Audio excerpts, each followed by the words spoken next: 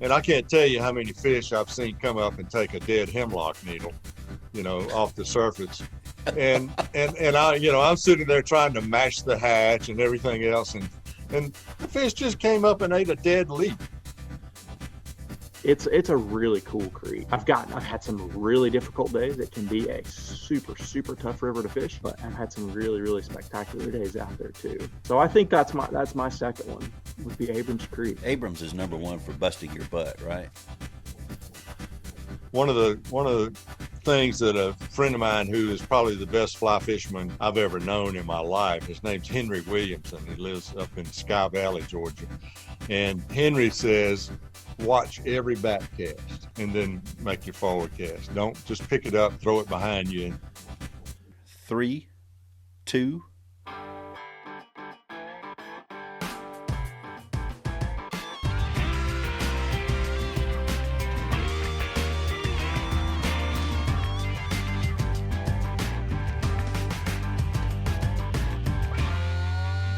Welcome into Southeastern Fly Wisdom from the Guides. Thanks for stopping by and giving us a listen. Feel free to share this with your friends and fishing partners. The contest for the bag of swag continues for the wittiest 5-star review. The wittiest 5-star review wins the bag of swag. And we've got a lot of stuff in the bag of swag that we're going to be giving away. We've had several entries into the contest. We've got a few new ones this month. I'm going to highlight 3 of them. We've got fly fishing expert Connor, which I'm not so sure about that name, fly fishing expert. I'm not sure if he really is or not, and I have a feeling I know who this is. His entry's going to be tough to beat. I'll just be real honest with you. Pete 3957 had a real nice review, as well as N. Van Rees. He had a really, really cool review. Anyway, it's the wittiest 5-star review. We're going to put all the reviews starting in August in front of a panel, folks that don't have anything to do with this show so far, and they're going to be the ones that picks who gets the bag of swag.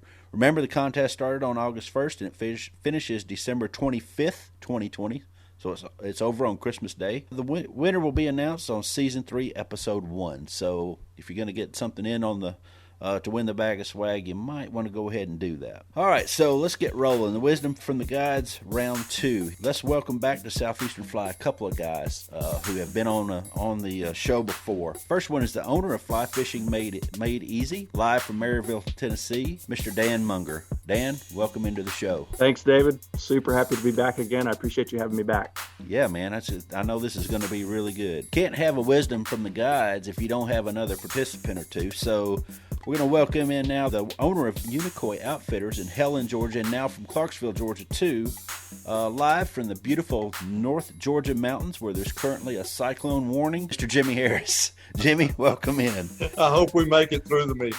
I hope so, too. Glad to be here. Thanks a lot. I didn't know North Georgia was on the other side of the world, but apparently it is because you can have cyclones over there. And I think we've moved to below the Tropic of Capricorn or Cancer, or whichever one it is. I believe you're right. Yeah. Your place still looks the same. I'll let you know that you really did a good job of picking it up and moving. It's all part of climate change.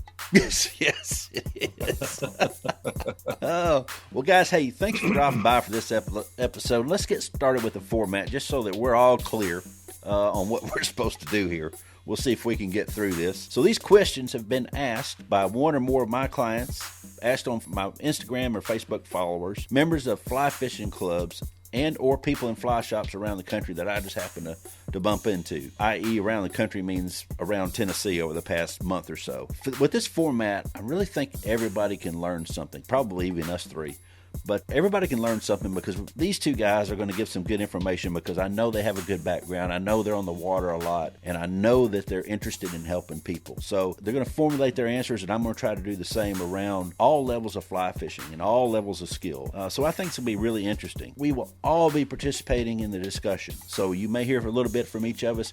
Our voices are very distinct, so you shouldn't have trouble following us. So with that, guys, let's roll.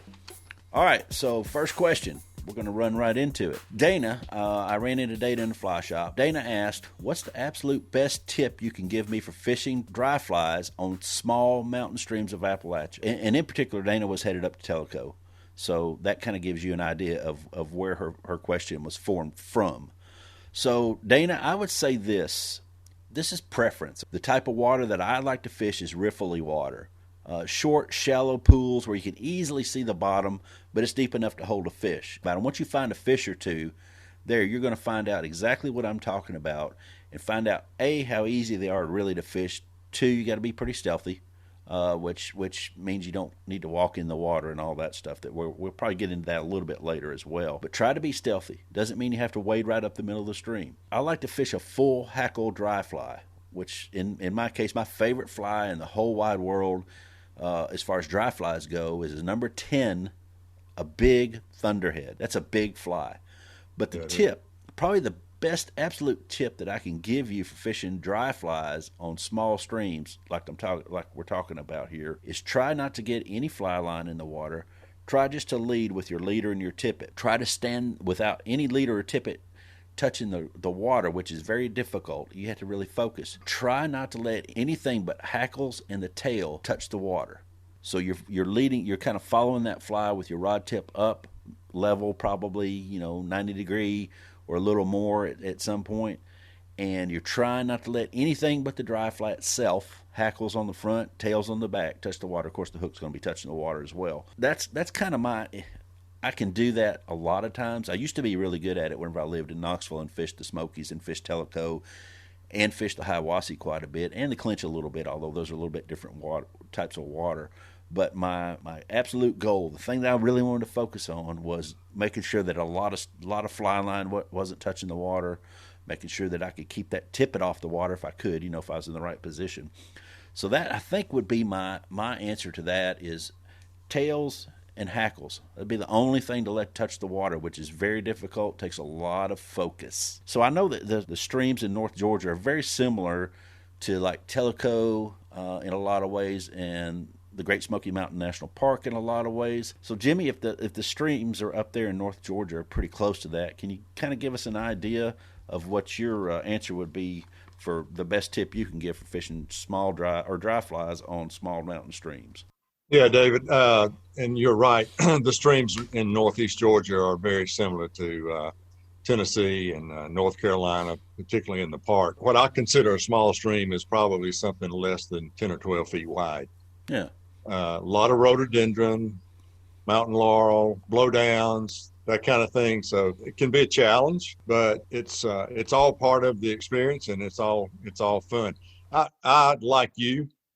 And my number one piece of advice is, don't feel like because you're on a small stream fishing for small fish that you have to fish small flies. As I tell a lot of people, these fish live in streams where there's not an abundance of food. And as a result, my comment is they bite first and ask questions later. If they see something coming downstream, and I can't tell you how many fish I've seen come up and take a dead hemlock needle, off the surface. And I'm sitting there trying to mash the hatch and everything else, and the fish just came up and ate a dead leaf. So you don't have to fish tiny flies, because the fish are in constant survival mode and looking for something to eat. If they can get their mouth around you, you can catch. I think a big thunderhead is a great fly, as is a parachute Adams. My favorite fly probably is a royal trude, because it's got that big white calf tail wing on it. And one of the things that, as I have more birthdays, I can see less and less, and so I want a fly that I can see. It's almost to the point where if the fish wouldn't take a fly that size, I've still got to fish the fly that size, because I can't see a size 18 or 20 blue wing olive on a mountain stream covered with rhododendron. So just go with something big that looks like food to them. I think that's wise right there. Yeah, we've got a young guy that just started guiding for us, and one of the tests we have is they have to go out with Jake Darling, our shop manager, general manager. They have to go out and kind of out fishing, he says, and so we knew that this guy loved small stream, and so that's what we did. Jake took him to small stream. He'd never been on this particular stream before, and he pulls out a hopper pattern. And proceeds to just whack them out. I mean, yeah, not a giant hopper pattern, not a a tarantula or a Chernobyl ant or something like that, but a hopper nonetheless. Now, in all honesty, in that environment, they probably have never seen a grasshopper. Yeah, Grasshoppers right. are around meadows and open fields and things like that, not in the middle of a rhododendron thicket. But they thought it had legs and it looked buggy and it was floating on the surface, and they took it. Just don't handicap yourself by feeling like you got to fish tiny flies for tiny fish, that kind of thing. Yeah. And those bigger flies, and I'm an advocate for bigger flies because I'm like you. The more birthdays I have, the harder it is for me to see that little stuff. You're eventually going to get out of that nice placid riffle, or that nice long deep run, and you're going to get into some rougher water. It's much, especially in some of the more quicker running water around rocks and stuff like that, where you're going to be trying to guide the fly through. Eventually, you're going to look away from the thing. You want to be able to look back and find it right away. And if it's not there, you'll know that it's not Set there. the hook. Set the hook, right. And rule number one is if you look away, set the hook. But we don't always do that, of course. But right, the fish know though. Yeah, they know. I know. Yeah. I think sometimes I'll turn my hat sideways so they think I'm looking away. And sometimes you get a bite that way. I'm kidding. I don't do that. I really do that. I'm sorry, I do. If it's really slow, I'll do that. So I think we hit that one pretty good. What do you think, Dan? Yeah, that's wise stuff there. And I definitely am an advocate for big flies. And I think what's interesting about what both of y'all said is that it's really hard to not only see when you get a strike, but it's really hard to fish a dry fly as well if you can't see it. So keep that thing floating high. Yeah, that's super good advice. Well, let's move on to question number 2. So Jim asked this question, and Jim made it into this episode twice somehow. I'm not sure how Jim did that, but he had 2 really good questions. His first question is, I recently started fishing the Southern Appalachian Mountains. So he didn't really tell me where it was he was fishing.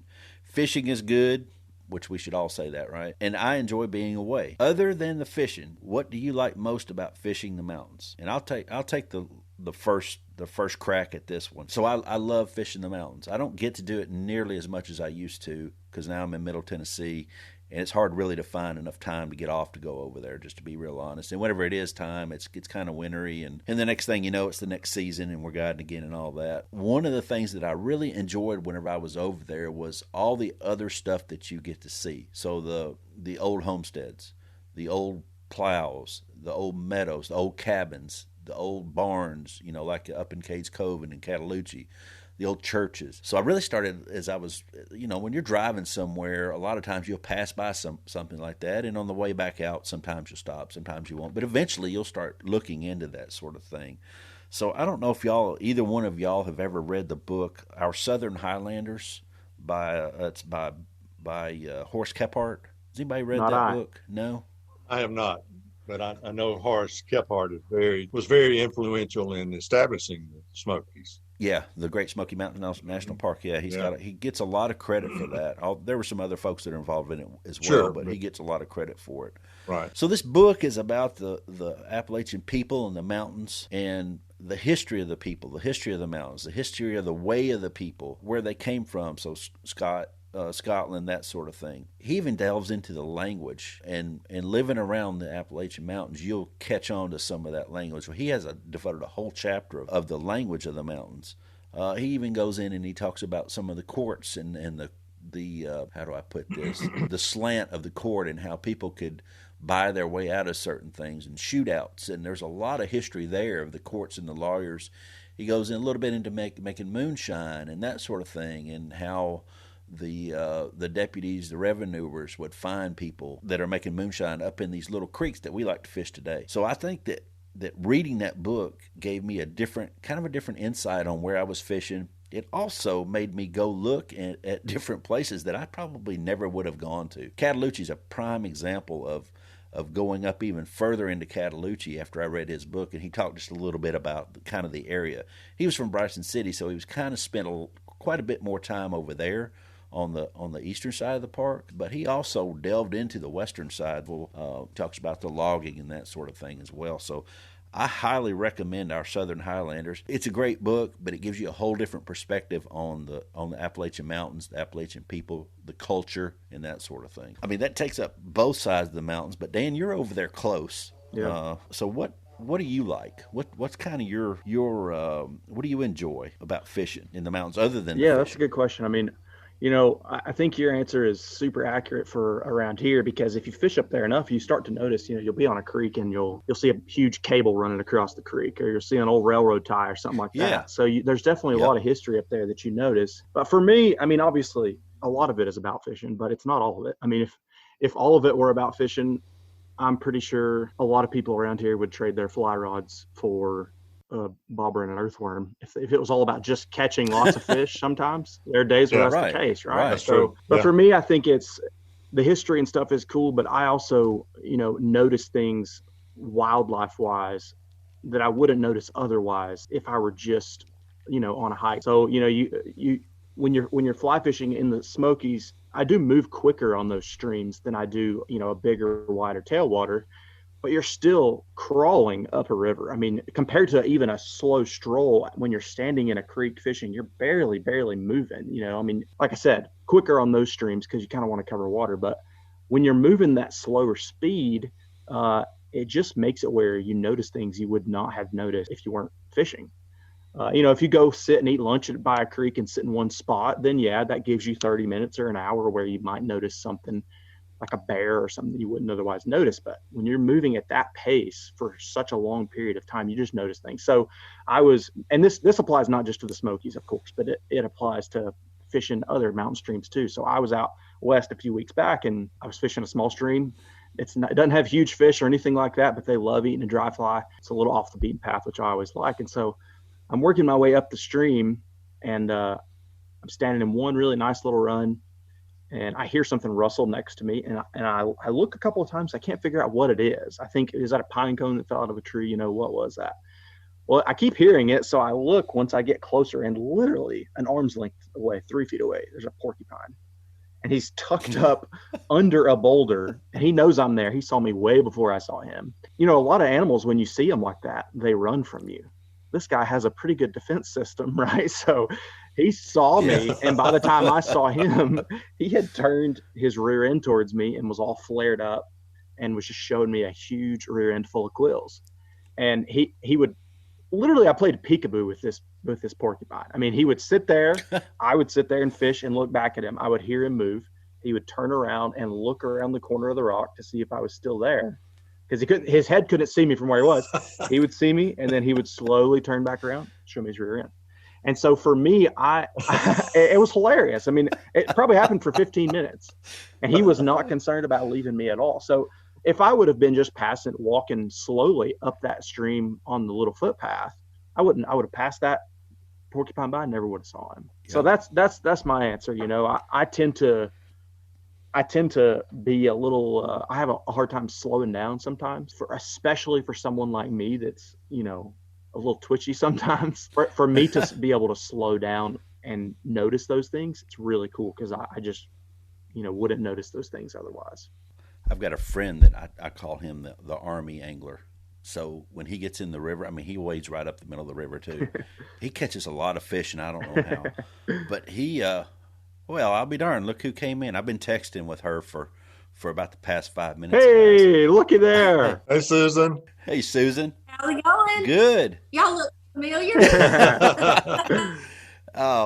Hey, we were just talking about a friend of mine that's kind of like an army fisherman. He gets in the middle of the stream and he keeps moving. Like, he'll cover 3 or 4 miles of stream, I swear, every time he goes fishing in a day. He doesn't slow down for anything. He just dabs everywhere that he thinks is going to be a fish. But yeah, he never sees anything outside of the river. He would never see a bear. He would never see Sasquatch. He would never see a squirrel. He would never gets in the zone, huh? Yeah, exactly. And he's moving so fast that he just doesn't see anything. Well, hey, I've been sitting here texting guys with Susan here for about the past 5 or so minutes, and I thought, well, let's just bring her in here. So let's welcome in the owner of Southern Brookies, author of Thrasher's Fly Fishing Guide, an essential handbook for all skill levels. She was my first guest on the very first episode of Southeastern Fly. She's my friend, and I'm proud to call her my friend. So please welcome Susan Thrasher. Susan, thanks for stopping by. I know you got a little bit of time. You had the sound effects. Cheers. Yeah, Yeah, there we go. Thanks, Dan. I'm here for you guys. So, hey, Susan, we were just talking about this. So, you've done Wisdom of the Guides. You did the very first one of those as well. You have a lot of firsts here. So, we're on question number 2. And a guy named Jim. Jim had 2 questions out of the 5 that we're going to talk about today. This is the first one that Jim asked, and I will get your take on it because I know it'll come from a completely different point of view than the 3 of us. Jim's question is, I recently started fishing the Southern Appalachian Mountains. Fishing is good, and I enjoy being away. Other than the fishing, what do you like most about fishing in the mountains? Well, I don't get to fish in the mountains that often. So when I do go, I typically go to a place that I know pretty well, and that's up around the Townsend, Tremont area, up around there. And so, just thinking about other than the fishing, that's what he asked. Mm-hmm. Well, the first thing that pops into my mind is that I know that's pretty close into Gatlinburg. And so the donut fryer is probably the very first thing that I think of that I absolutely love. Have you ever been to the donut fryer that's in the village? I'll have to give the answer as not yet. You got to do that.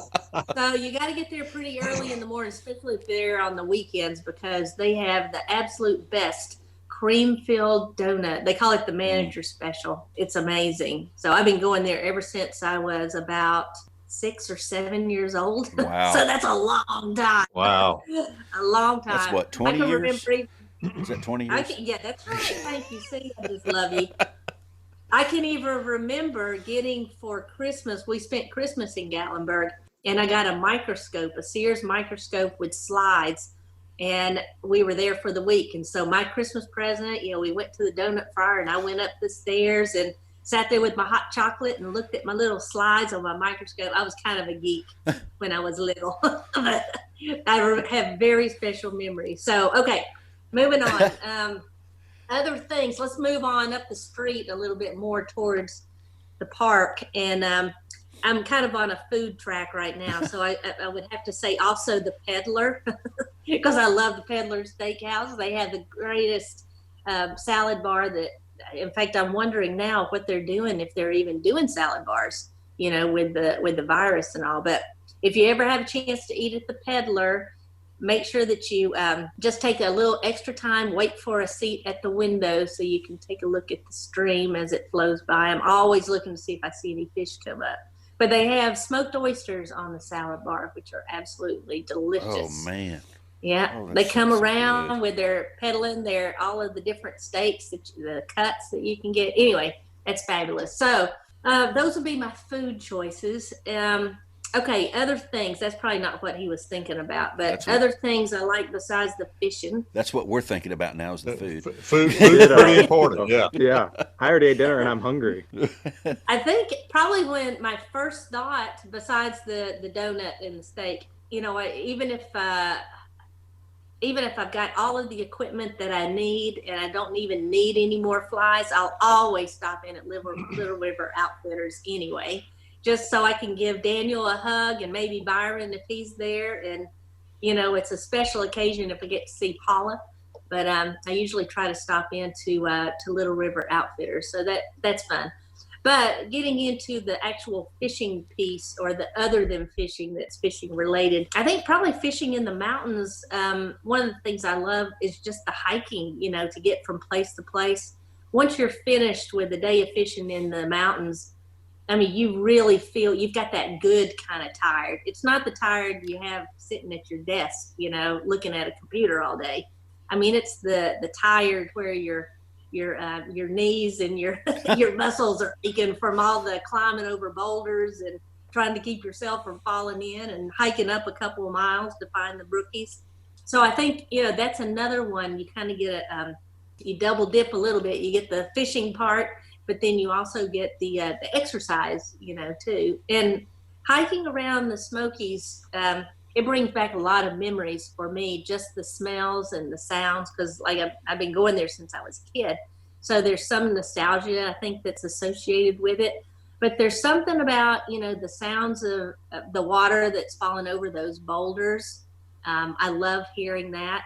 There's something about the wet, around on the moss and the smells. I just love that, the colors, of the deep pools, and just the way, especially now, the way the leaves and all, in the fall, how you can look down and see all the orange and the reds, which another favorite is reflected in the brook trout.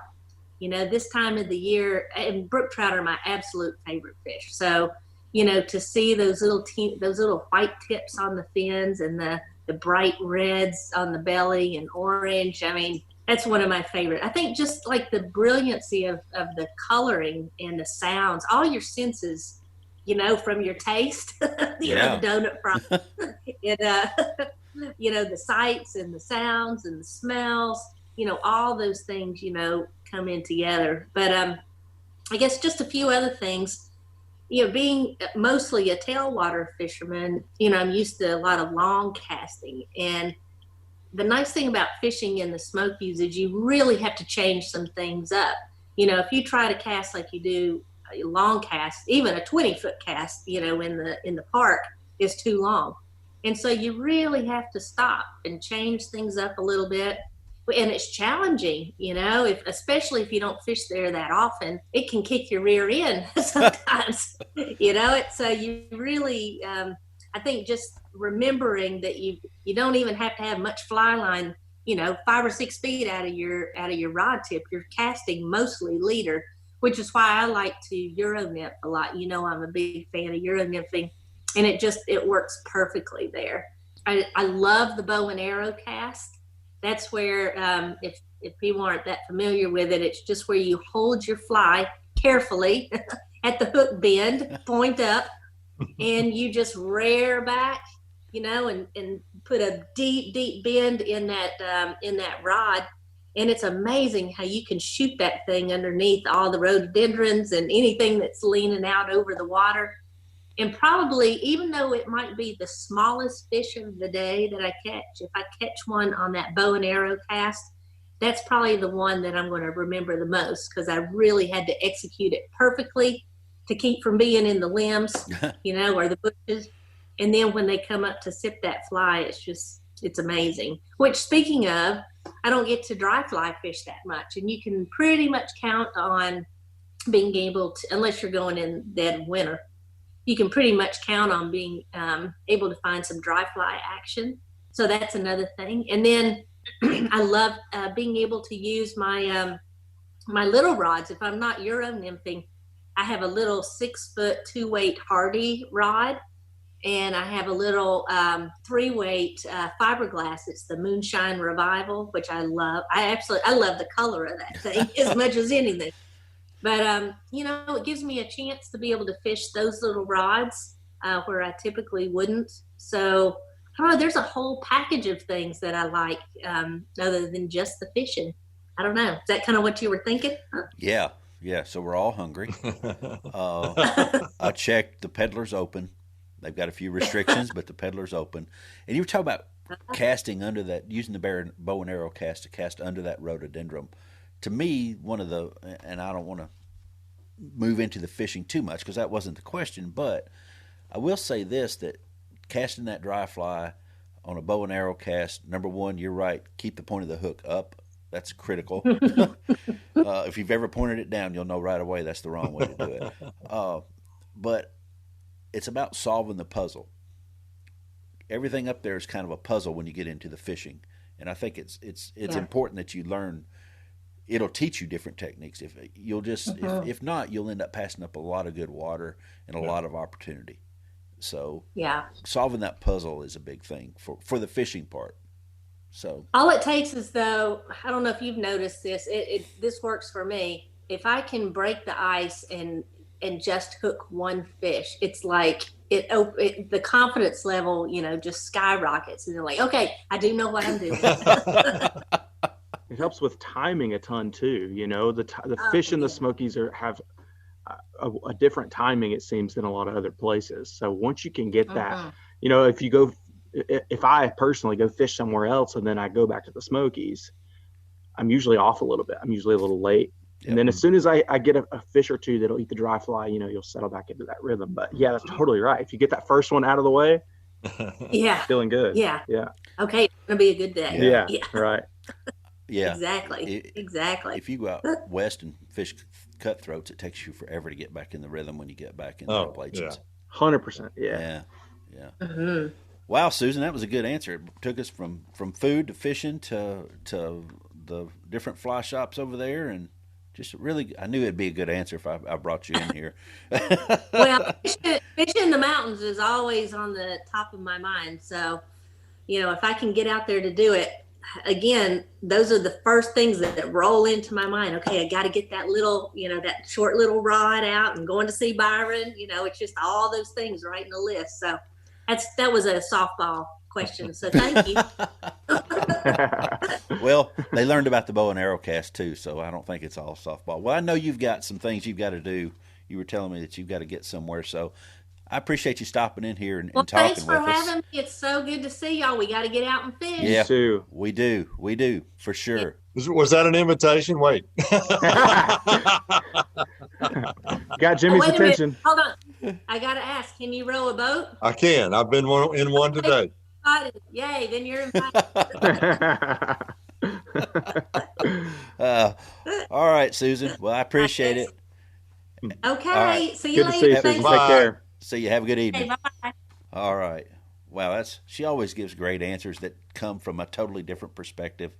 Yeah. I love the donut fryer. You couldn't name a restaurant that today because the word fry has got such a bad Kentucky Fried Chicken doesn't even say they've got Kentucky Fried Chicken anymore. Yep. Yeah. So, but the donut fryer that's been there since she was a kid. Oh yeah. I used to go there as a kid myself. I grew up in North Alabama, but we would come up here to the Smokies once a year, sometimes twice. That's one of the first things my mother would do. She'd take us to the donut fryer and go in there. That was the first place I ever had a cake donut. There's a really well-known donut place in my hometown, but I always got glazed, just regular glazed donuts. Yeah. First place I ever had a nice cake donut. Okay, so let me tell you this. We rolled into Gatlinburg a couple of years ago. It was about 11:30 at night.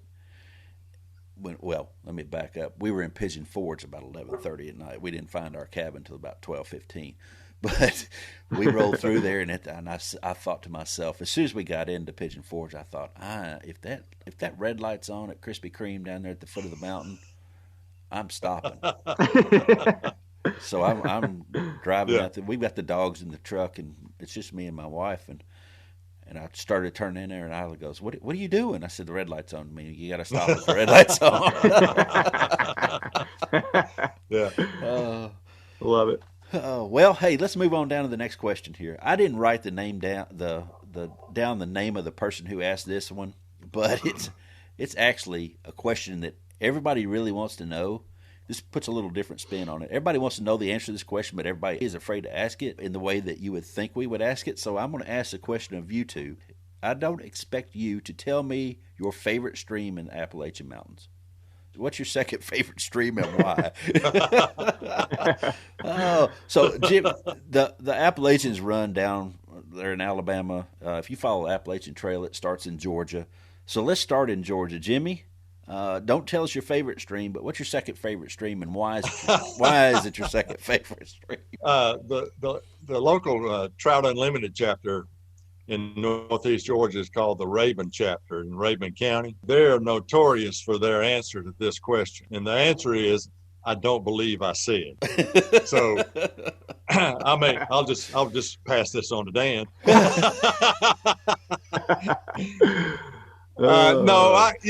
Gosh, this sounds crazy. I've got so many streams that I just love to fish. And of course, the ones closest by, I fish them more often, and they've got a special place in my heart. But I think I can easily say my second most favorite small stream is the upper Chatuga River, up near where Georgia, South Carolina, and North Carolina all come together. It's a place called Ellicott Rock, which was supposedly the surveyor marked Ellicott Rock, and they did. They marked the rock, but that was to discern where Georgia, South Carolina, and North Carolina all came together.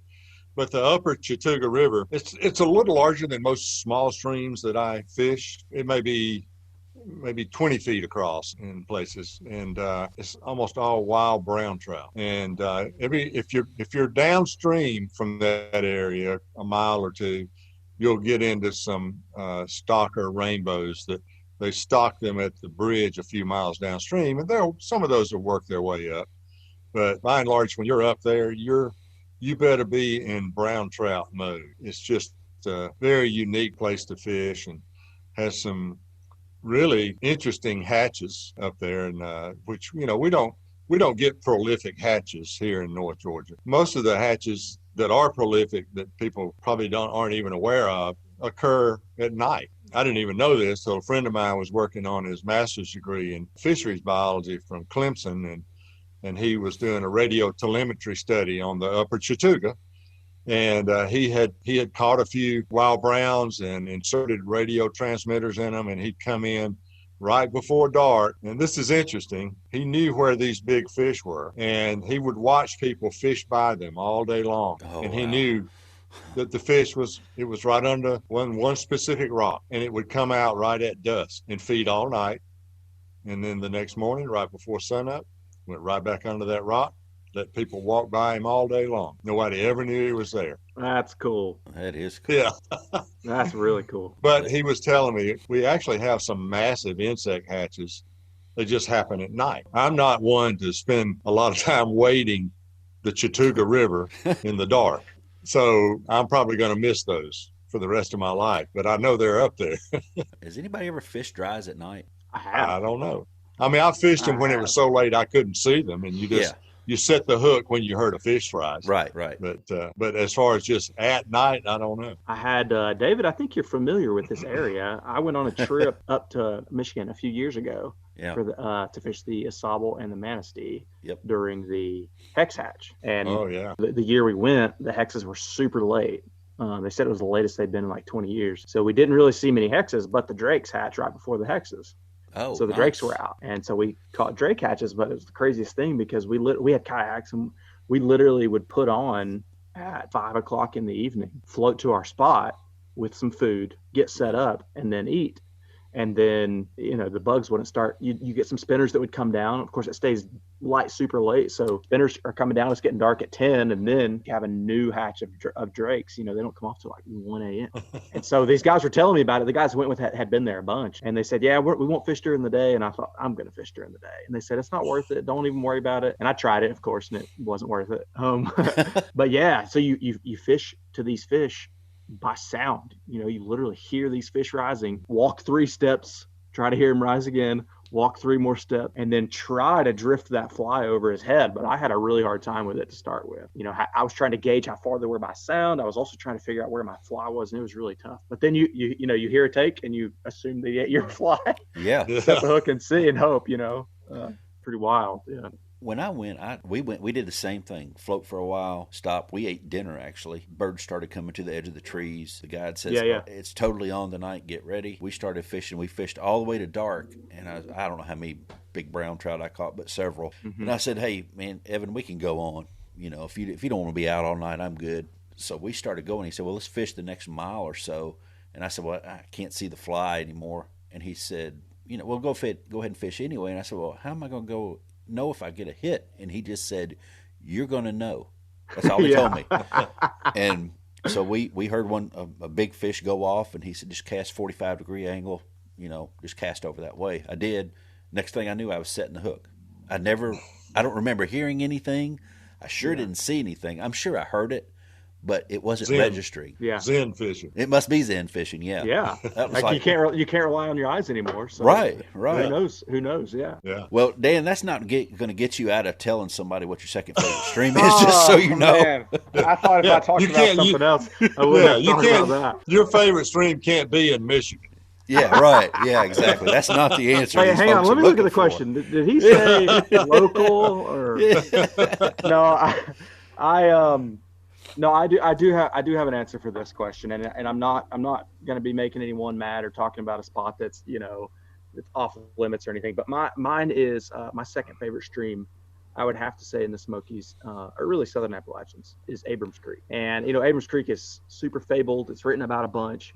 It starts up in Cades Cove. It literally bubbles out of the ground as a spring. And so it has some characteristics about it that are different than the other streams in the park. It's a much more basic pH. There are some really big insect hatches, especially relative to the rest of the Smokies, like, or the Appalachians, like Jimmy was saying. There's a lot of bug life. It's just a really interesting creek. It's got a lot of different types of water too. So there's a lot of different sections. If you want to fish right next to the truck, you can. If you want to hike a long way and get super remote, you can do that too. Everybody kind of has if you fished the remote sections of Abrams, there are a lot of people that have bad stories about, thinking they were going to have to spend the night out there because they took a wrong turn and that sort of thing. But Abrams is just a super, super cool creek. I've always really liked it since I've been living up here. I can get to it I can be to the trailhead in between 45 minutes and an hour. But another thing that I like about Abrams that is pretty contradictory to my personality is I've gotten to where I do like the drive to Abrams Creek. And, if you've never been there, you drive, at least from where I live, I drive through Townsend. I go towards Abrams Creek or towards Cades Cove. And then you have to get in the one-way Cades Cove loop, which is usually completely loaded with tourists. And it's one lane. And if wildlife pops out, you're going to be waiting there for a long time, but it's almost always bumper to bumper. And it used to drive me crazy. And honestly, when I pull up to Cades Cove most of the time and I see that first line of traffic, I go, why did I do this? What am I doing? And then, there's nothing you can do. You just got to cruise along, and it slows me down a little bit. I've had time to slow down and once I get to the trailhead, I'm excited about fishing. I've had the windows down looking at deer that I otherwise probably would have zoomed past. So Abrams has multiple things that I like about it, but it's a really cool creek. I've had some really difficult days. It can be a super, super tough river to fish, but I've had some really, really spectacular days out there too. So I think that's my second one, would be Abrams Creek. Abrams is number one for busting your butt, right? Oh my gosh, for sure. All the streams that all of us fish around here are definitely slicker than most trout streams. And if you don't believe me, just start paying attention when you see people fishing up there that don't look like they fish the Smokies very often, and then watch them walk through the stream in their rubber-soled boots, because it usually doesn't work out too well.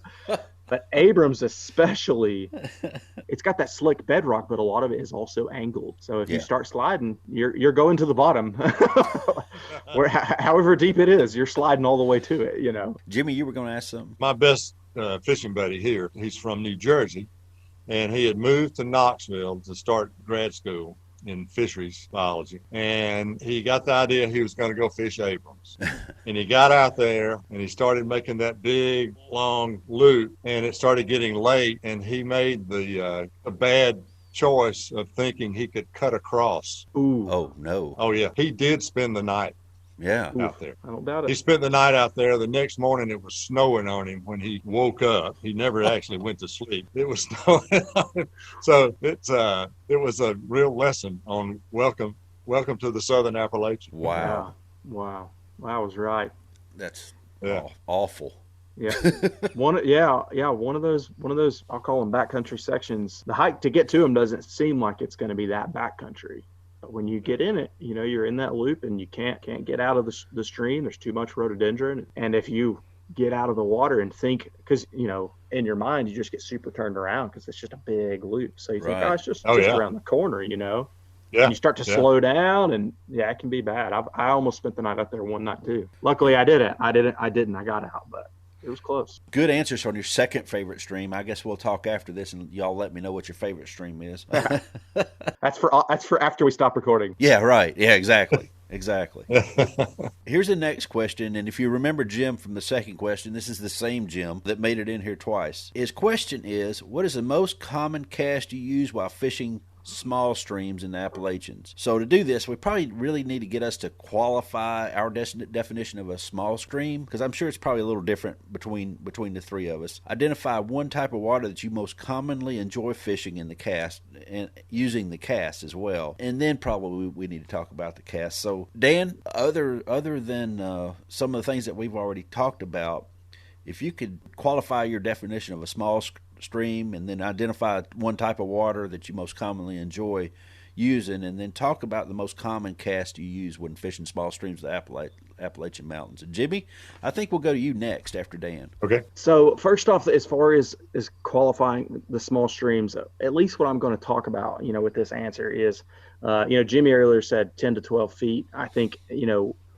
that's a really average size for the Smokies in the Southern Appalachians. But, this cast will certainly work on a stream that's the one I'm going to talk about it'll work on bigger streams, and it's going to be most effective on types of streams that are a little bit flatter, lower gradient than some of the other ones that you see in the Appalachians. So some streams are super high gradient, big boulders, plunge pools, and I love fishing those too. I love them all, but I find myself liking streams that are a little bit lower gradient, have a little bit more gradual riffles, and so this cast works super well on water like that. I will, before I say what it is, your point earlier about keeping all your fly line and your leader and your tippet off the water is 1,000%, I think, what most people do wrong in the Southern Appalachians. But if you're fishing a stream that's a little bit bigger for the Southern Appalachians, a reach cast, or I guess technically it's a mend, because it does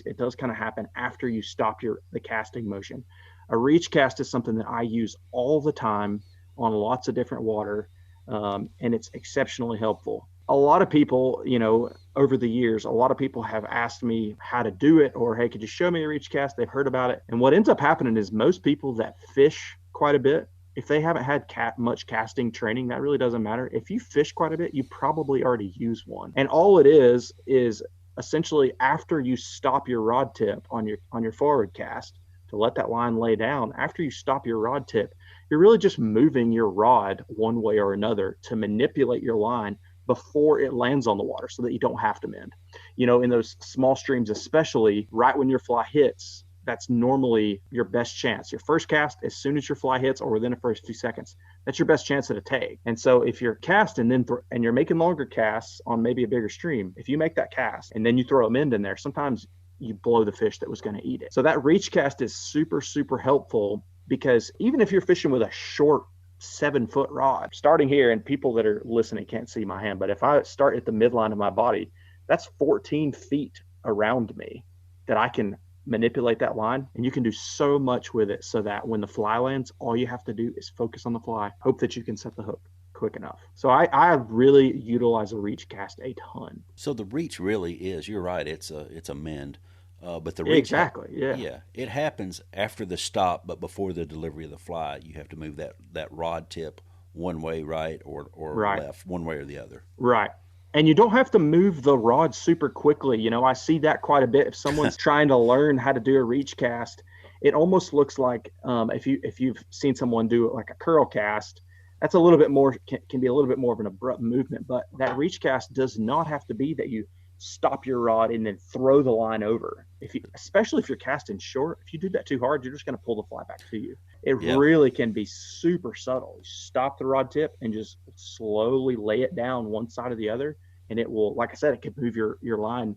You have 14, 16 feet to play with. There are a lot of people that come on my boat and ask about that, and the first thing they do is move it too fast, right? Yeah. So they do exactly what you ask them to do, but when they reach, it's like they accelerate their motion times 10. And once you tell them, hey, just lay it over. Don't throw it over there. Just lay the tip over, because the line's going to follow the tip of the rod. It always does. It always has. It always will. Yeah. So, yeah. So, yeah. In 2020, it may not. In 2020, it may That's not. That's a great Jimmy. point. That's a great point. That's so true. Well, Jimmy, how about you? What about you? Well, this is going to sound counterintuitive, but I enjoy casting. Susan was talking about Euro nymphing and that technique, which is extremely effective. I don't care for it. I like to cast, and I almost to the point where I'm with you. I won't catch any fish if I have to do something else, and not cast. But I guess I'm set in my ways. But anyhow, so whenever I have a chance, I will do a pick up and lay down cast. I'll look behind me. One of the things that a friend of mine, who is probably the best fly fisherman I've ever known in my life, his name's Henry Williamson. He lives up in Sky Valley, Georgia. And Henry says, watch every back cast and then make your forward cast. Don't just pick it up, throw it behind you. And then, so I don't do that on every cast, but I do it if I'm on a small stream where it's really tight and I've got to put my back cast through a real small opening in the trees behind me and then cast forward. So, and I'm not casting a long ways, I just pick it up, lay it down. So I do a lot more than that than most people fishing small streams probably do. But I'm guessing that the majority of the time I'm doing a roll cast or some modification of a spay cast, just real small, short cast, just making it work, making it, getting my fly to just lightly land on the water without spooking all the other fish and everything. But yeah, if somebody saw me, if somebody saw me casting, well, I have a good friend who's an FFF. He was a master instructor, and he was standing on the bank watching me one day, and I don't even know what I did, and I just heard him behind me say, "What the hell was that?" And I said, what are you talking about? And he said, "What kind of cast was that?" I said, "I don't know. It just put the fly where I wanted it to be, and I got the drift I wanted." I'd have no clue what I did just then. But yeah, it's a combination of roll cast and pick up and lay down cast. It solves the puzzle like we were talking about earlier. You just said it was the cast that I needed, and it presented the fly. The fly gave me the drift that I needed, presented the fly the way I needed to present it. Yeah. Have you ever noticed? You're talking about looking behind you. Have you ever noticed that? I would venture to say that we all do this. When you pick up a new fly rod and cast it for the first time, you turn around and watch the line. Almost every time, everybody that has been around for a while that has a few gray hairs definitely does it. Yeah, I mean, what you're doing behind you is every bit as important as what you do in front of you. If somebody doesn't get anything, you better else, have some idea what. Somebody say it, David. That's the truth, man. Yeah. Say it. If somebody doesn't get anything else out of this hour or however long this thing's going to take, that right there is some wisdom that is usable in every type of fly fishing. Fixing most casting problems. Everybody wants to talk about what's happening in front of them. Yeah. If you get someone and you're trying to fix a casting problem with them, it is almost always starts with something with their back cast. Yeah. And it could just be going way too far or not enough energy back there, whatever it is. But that is true words have never been spoken. That's for sure. Good answers. Good stuff. Yeah. Heck yeah. Well, I think we cleared up everything that Jim wanted us to clear up. Jim ought to be a deadgum expert whenever he gets out on the water. So, all right, let's move on. This is William. This is a totally different guy, guys. William, actually, this is the last question. I don't know how long it's been. It hasn't been too long. It's been almost an hour probably. But William asked this one, and everybody who's ever bought a fly rod to fish the small streams of Appalachian. I don't think that it matters if you start down in Georgia or you go all the way up the Appalachian Trail and fish your way up. Everybody's kind of got that same question, and I don't know if there's really a 100% correct answer on this, but we're going to get everybody's take on this, I think. So which length and weight of fly rod do you suggest for fishing, he didn't put a G on there, the Appalachian Mountains, so I know he's from around here somewhere. Which length and weight of fly rod do you suggest for fishing the Appalachian Mountains? Let's start with Dan on this one. Dan, you start, and then we'll move to Jimmy, and then I'll try to close it out. I've got what's not really an answer. It's just a process. So what says Dan? Well, I guess I have two answers. I'm only going to give one of them. I'm going to give the one that I recommend. You said that this is hopefully going to help people that are maybe a little bit newer or just getting started. If I had to recommend a fly rod size for the Southern Appalachians generally, I would say an 8.5 foot 4-weight, probably, maybe even a 9 foot 4-weight. And that's contradictory to what a lot of people say. There are kind of two schools of thought. So I love fishing short rods in the park because I'm like Jimmy. I like casting. I'm not crazy about Euro nymphing. It's obviously exceptionally effective. I just don't enjoy doing it that much. But learning to fish in the Smokies or in the Southern Appalachians, one of the main things is just convincing people to get closer to where they're trying to fish. If they get closer to where they're trying to fish and they can stay, subtle and not spooking the fish, if they can stay sneaky, that longer rod helps them reach over all those conflicting different speeds of current. So, one of the biggest objections to using an 8.5 or 9 foot rod is, well, there are trees everywhere, and that's certainly true. And it's difficult to stay out of the trees in the Southern Appalachians, period. That's just part of it. But a lot of times, if you're comfortable casting a 7.5-foot rod or a 7-foot rod, and like Jimmy said, if you are using an overhead cast and you're able to look behind you and kind of plan your back cast, if you can do that with a 7.5-foot rod, you can probably do it with an 8.5-foot rod too. So I do think it gives you a little bit of an advantage to have a little bit longer rod. And then, of course, if you're just getting started with that 8.5-foot or 9-foot 4-weight, you could also use it on the tailwaters. You could use it for panfish. So it's a little more versatile, So I think that's my answer. I love fishing short rods. I have a 7-foot fiberglass rod that I love fishing up there. If I had to recommend one, that's what it would be. So there's no real, again, I don't think there's any right or wrong here. It's all about how you want to fish, and is kind of what I got from that answer. You can go about it a couple of different ways. Jimmy, what do you think? I shouldn't say that. If I'm fishing the kind of lefty, I'm usually fishing an 8.5 or a 9-foot rod.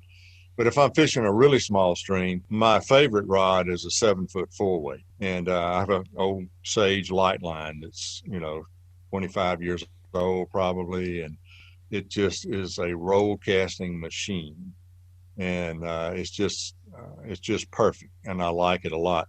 Now, in reference to what Dan was saying, particularly someone just getting into fly fishing and wants to experience a lot of the different types of waters you can get into, you don't want to tell that person who just bought an 8.5-foot 5-weight, you don't want to say, well, you really need to come buy a 7 or an 8-foot 4-weight for that. That's not necessary. You can fish a lot of those streams with that little bit longer rod, and it is about keeping your line off the water and make up for it by being stealthy and trying to get closer to your fish. Now, I also know some excellent Southern Appalachian trout anglers who like fishing 9-foot rods because they like to dap with it and stick their rod up under the rhododendron and just drop the fly right on the water. I will say this.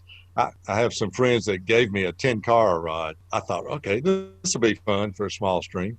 And I went to one of my smaller streams. I was the most miserable human being on the face of the earth. Because, I had 11.5-foot rod in my hand, But I found out, we were talking earlier about the upper Chatuga River.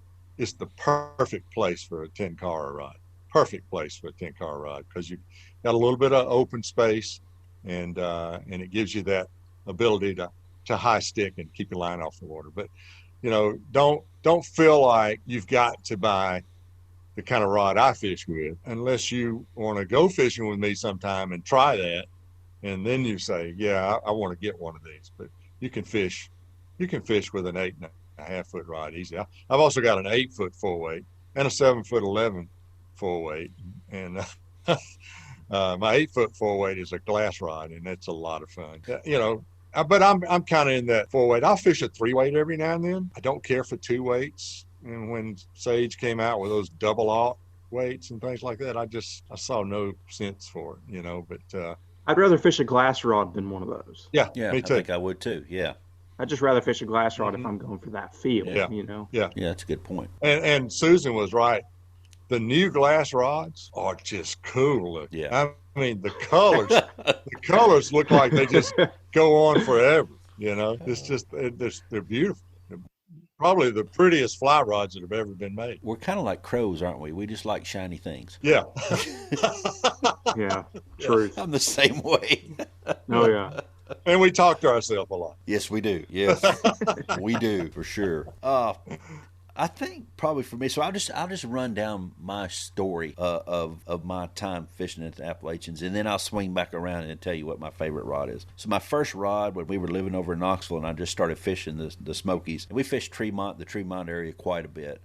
We went other places, obviously, but that was kind of our Friday afternoon thing that we would go fish every Friday afternoon at lunch. We would take off and go up to Tremont and fish up Lynn Camp or fish up Thunderhead or something like that. But I bought a 7-foot 6-inch Browning fly rod, and then I bought and it was a 4-weight, and then I bought a reel that I thought was correct for it, which was a 5/6 reel. So it was the wrong reel. That reel is still over there in the desk, has been unopened to this day, because a friend of mine came over as soon as I bought it. I was like, hey, come here, look at my new stuff, And I bought the right line. I just bought the right. He said, that reel is going to be a little heavy.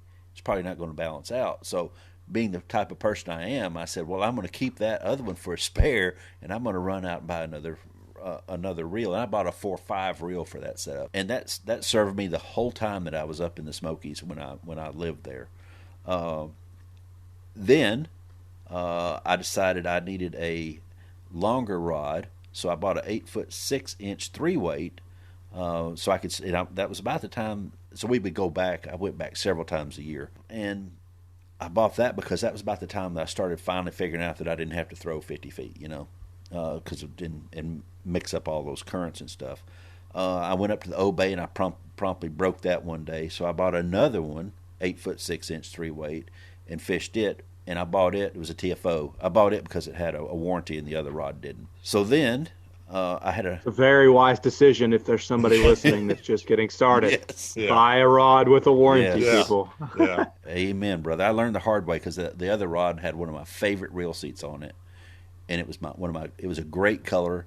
It was a real light reel seat, and it was like a kind of a light green color, and I loved it. I loved the look of it. I loved the feel of it, but I broke it up at the O-Bay on a fish, believe it or not, which probably means that I hit it with a bead head, and then it That's broke exactly on the what fish. it is. Yeah, Yeah. right.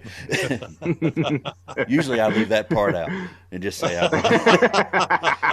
So my third rod that I bought was for fishing tailwaters around here. It was a 9'5" weight. I took it up to the Teleco, and a friend of mine asked me when I put it in the truck. He said, "What are you going to do with that?" And I said, "Well, I'm going to fish it at Teleco." He said, "Well, we're going up to the Bald. You probably want to take your other rod." I was like, "Thank you for that wise advice, old sage, but I'm taking this one." He said, "Well, you're not going to do any good with it because it's too long." And I said, "Well, I'm taking it anyway." So I took it anyway, and I caught some fish on it.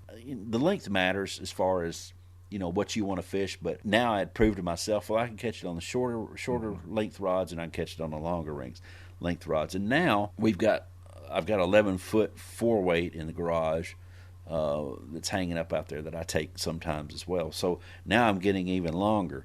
But I think my favorite rod is that 8'6" 3-weight. So for me, for the dabbing, for the roll cast in the rhododendron, like Jimmy you were talking about earlier, I think it's maybe not the best rod, it's certainly not the worst rod, but it's the one that I like. And I think that matters more than so I'm comfortable with it and I like it. It totally matters. I mean, people need to find something they're comfortable fishing with, to have confidence that they can cast it. The fish don't care what your cast looks like. I mean, if you want to learn how to cast, go to Dan's school. Yeah. But the main thing is get the fly out there on the water and just feel comfortable about what you're fishing with. And one thing I've always wanted to do is just find a stick, like a flimsy stick, tie a leader to it, tie some tippet on it, tie on my thunderhead, and take it up into the park and just see if I can catch fish. And I'm sure it's possible. I haven't done it yet, but I'm sure it's possible. It's got to be possible because they used to do it in the old days. They didn't have old fly rods or fly rod. They didn't have a garage full of fly rods like I do and like y'all probably do as well. Yeah, I've been up there with a buddy that did that. He gets bored quickly. Yeah. He was fishing So one day. whittles him out a rod. Exactly, 100% what he did. And if he's listening, which he might be, he definitely knows who he is. I'm talking about you. Oh, so I think we came at that from 3 totally different angles. Yeah. But which shows that you can do pretty much what you want. yeah, there's not really a wrong answer. I mean, No, there's not. You wouldn't want to fish a 9'10" weight, of course, but you want to get somewhere in the ballpark of a small stream rod for smaller fish if that's what you're going after. And in the Appalachians, the fish are generally a little smaller. There's some pigs up there too, but when you're fishing for them, you kind of know you are. Yeah. I think Jimmy's Chatuga story with the fish that everybody walked by. That came out at night or in the evening for the hatches. I think that's a prime example of there are some big fish there, but you just need to know which rock to fish under. So yeah, I think that's a big argument for, like, one of the biggest points y'all just made was you want to have a rod that you like. Yeah. You want to be fishing a rod that you enjoy fishing, and that is a massive argument for going to a fly shop. Yeah, and true. casting a few different rods and Yeah. seeing what you like. And especially, and I'm not affiliated with any fly shop, especially a year like this where a lot of fly shops lost a big part of their fishing season. Yeah. Mhm. Go to a fly shop and cast those rods. And if you, I mean, shameless plug, support those fly shops if you can. Thank you. But it's just so nice to cast a rod. Yeah. Yeah. Jimmy's show. It was, No, yeah. it's, It was a strange year. Yeah.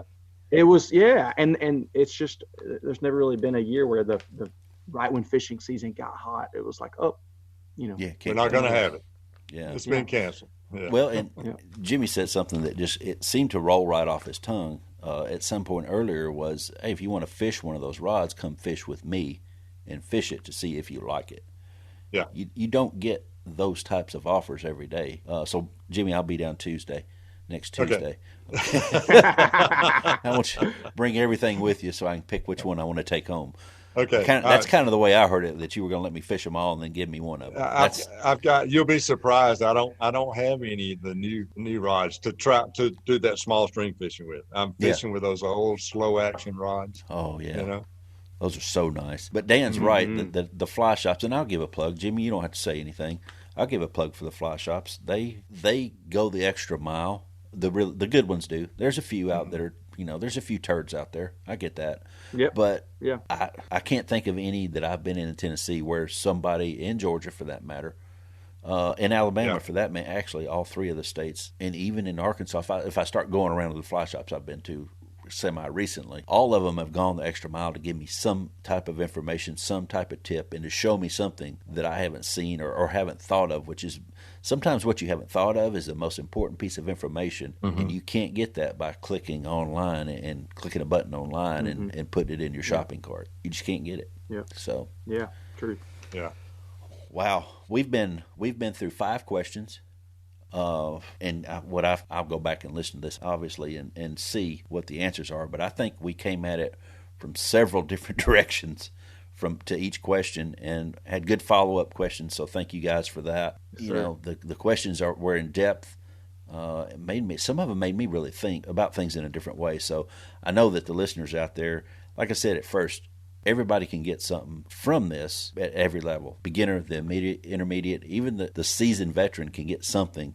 If nothing else, it should spark something in you that says, I want to try that. I'm about as seasoned as you can get, and I'm still paying attention.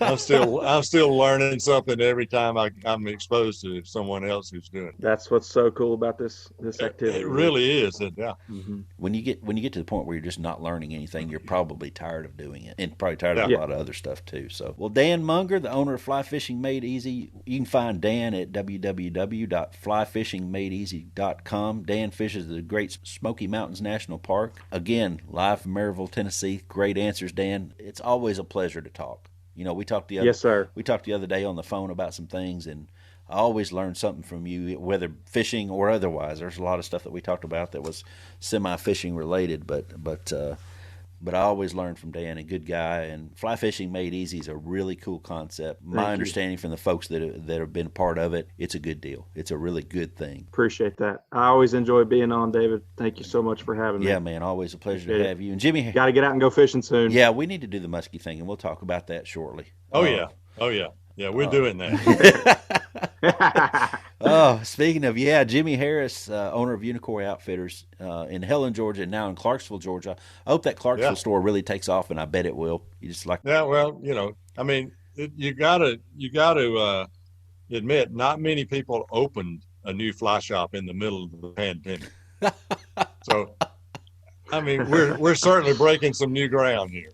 Well, you know what? That's a great story. 10 years down the road, that's a great story. One way or the other, I think it'll do great. Jimmy fishes the beautiful mountain streams in North Georgia. I just love it over there. And I haven't been to the Clarksville shop, but I can put a plug in for the Helen store. Man, it's just, I spent probably when we did the last recording, and I had a little wait time in there. I sat on the rocking chair out front, and the sun was coming down on my right shoulder, through that. It was just, for about 10 minutes, I couldn't have thought anywhere else I'd rather be. So I love that place down there. I love the shop. It's a great, this tri-state area North Carolina, Tennessee, Northeast Georgia. If I could, somebody said you can pick anywhere in the world you want to live, I don't think I'd leave here. Good for you. I know man. I would. A lot of people can't say that. Yeah, I know that. No, I agree with you. I agree with you. I'm very blessed. To round this thing out, I'm David Perry, owner of Southeastern Fly. You can find me at southeasternfly.com, Southeastern Fly on most any social media, Facebook, Instagram. And this podcast right here is a good place to find me. If you've enjoyed the episode, please give us a positive rating wherever you listen to us. Don't forget that we've got a contest out there for the wittiest 5-star rating. Subscribe to Southeastern Fly Podcast. Share it with your friends. That's really what kind of gets things going.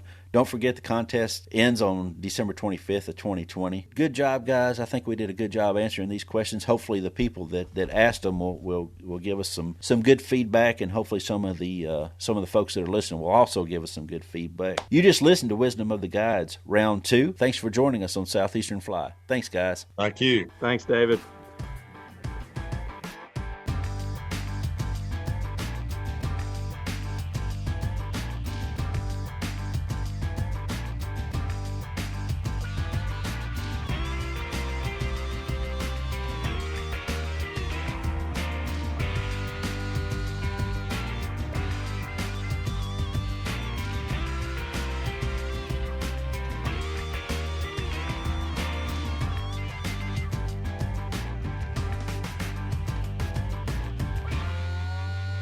We're close. That's good enough. All right, that's the highlight of this one. Yeah. I mean, The audience is out there. They'll be out there thinking, those guys aren't coordinated Yeah. enough to cast a fly rod. right, exactly. Hopefully they can talk and fish better than what they can clap. All right, so